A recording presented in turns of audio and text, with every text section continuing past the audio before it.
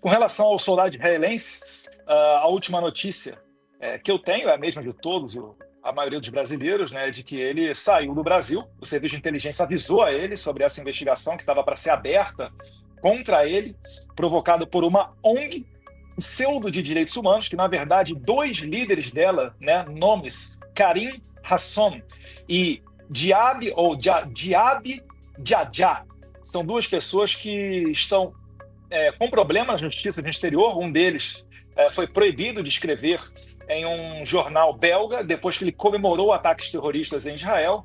Outro também, né, disse que foi uma doce vingança os atentados terroristas de 11 de setembro nos Estados Unidos. E eles também têm problemas hoje. Desde 2003, um deles está proibido de entrar no Reino Unido. Então, esse é o tipo de pessoa que consegue guarita, né, que consegue amparo na justiça brasileira para, sem nenhum tipo de fundamento, começar a perseguir militares israelenses. Então, a notícia que eu tenho é de que ele está na Argentina, ou talvez até já tenha saído de lá. Em Israel, o serviço militar obrigatório é de 3 anos para homens e 2 anos para as mulheres. O país frequentemente está em conflito e a população não é das maiores, é muito comum que os reservistas sejam chamados. Então, em alguma medida, todo o país se envolve na guerra diretamente, pois tem algum familiar combatendo. Se o Brasil se dedica, com base em acusações infundadas, a perseguir militares israelenses no Brasil, o que vai acontecer? Ora, não haverá mais israelenses aqui. E eu lembro que o povo judeu, ele não é simplesmente um judeu, né, aquele que está lá em Israel. O judeu, ele assume as mais diversas nacionalidades. Então o Brasil oficialmente está expulsando do seu território, né, a população judaica, se tornando oficialmente um país antissemita com o apoio de Lula da Silva. Né, finalizando aqui, recebi uma carta do ministro da Diáspora e de Combate ao Antissemitismo, né, Amichai Shikli, e ele me dando informações para que a gente não permitisse que essa narrativa da esquerda reverberasse, porque essa ONG não tem nada de direitos humanos. A Hind Rajab Foundation, ela não tem nada de direitos humanos. Ela é uma ONG que se dedica a perseguir militares. É lamentável que o Brasil tenha dado a oportunidade de se prestar a esse tipo de perseguição, tal qual ocorria na Alemanha nazista nos anos 30 e 40.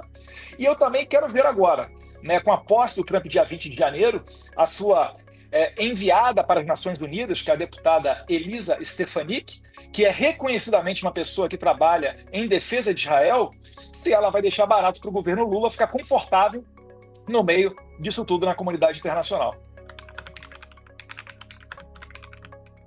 O que eu estava estudando para fazer, Alan, estava falando agora há pouco com um assessor advogado, é a possibilidade de você representar no CNJ, representar na PGR, mas não deixar essa juíza confortável. Porque não é possível que o Brasil faça isso. É a mesma coisa que você acolher um pedido do Fernandinho Beiramar ou do Marcola para você fazer uma operação contra um policial que todos os dias está combatendo o tráfico de drogas. A gente vira uma chacota internacional. Agora, a esquerda ela fez um trabalho muito bem feito de dominar várias áreas da sociedade, não só da imprensa, mas também do judiciário. O judiciário deveria ter meios para coibir esse tipo de conduta. Eu cito aqui, por exemplo, uma juíza de São Paulo, Débora Faraitone, que foi aposentada compulsoriamente devido, notoriamente, a absolver policiais militares. Ela foi expulsa do judiciário. Agora, imagina só, né? A pessoa está lá trabalhando dentro da justiça e defendendo entidades notoriamente pró-terrorismo. Será que essa juíza não merece uma aposentadoria compulsória?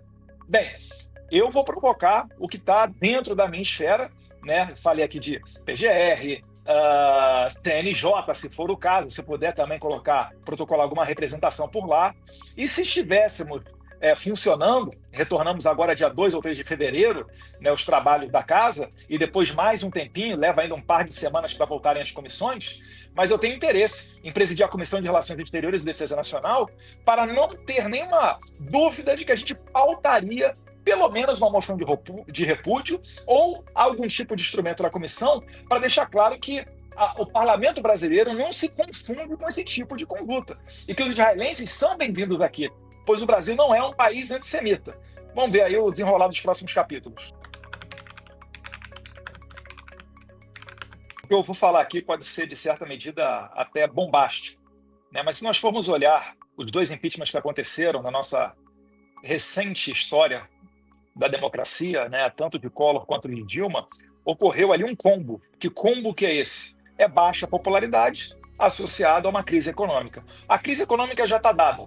Ela vai estourar. Só não se sabe quando ela vai estourar, mas ela vai estourar porque o Lula não vai ter contenção de gasto nenhum. Se ele fizer contenção de gasto, ele perde apoio político, e aí sim, né, é que ele é empichado mesmo, ou vai ali o PT pro matadouro morrer na eleição de 2026. Eles não vão fazer isso. Então eles vão continuar tentando manipular os números e a crise econômica ela vai se aprofundar. Então isso daí ocorrendo, você já tem o mesmo combo que gerou o impeachment de Dilma e de Collor lá nos anos 90. E o sistema faria isso sorrindo, porque o Lula ele já se prestou ao seu papel.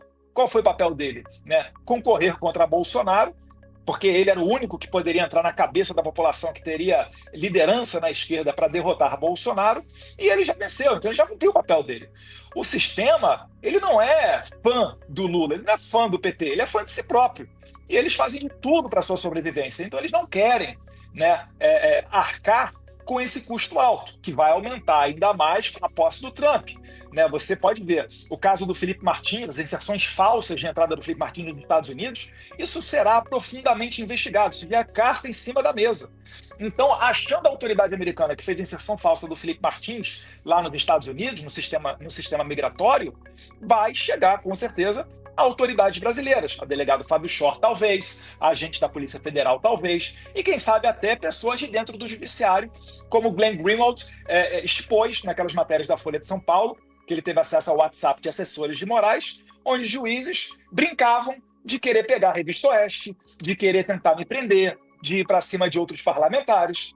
Então isso tudo é chegado o momento de ser revisto. E o Trump já deixou bem claro, ao reabrir, né, ao indicar que vai reabrir o caso da Hillary Clinton, ao colocar alguém no Ministério da Saúde, como Bob Kennedy, que vai reavaliar todas as políticas da pandemia. Então, isso tudo chegou o momento de uma grande virada. E certamente, no meio desse bolo todo, se aprofundar a crise econômica brasileira, você pode ter sim impeachment do Lula da Silva.